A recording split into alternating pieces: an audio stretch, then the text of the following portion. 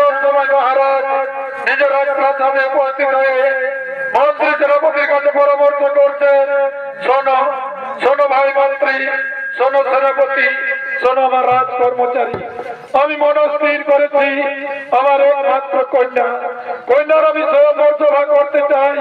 এতে তোমাদের মতামতের আমার একান্ত প্রয়োজন ভাই। বলো বলো যে তোমরা রাজি আছো তো? মহারাজ মহারাজ, এটা অত্যন্ত প্রস্তাব। আপনি আপনার কন্যার সহমর্যাদা করবেন, আমরা সকলে নয়ন ভরে দর্শন করব, এ আমাদের পরম সৌভাগ্য মহারাজ। আমরা সকলে রাজি।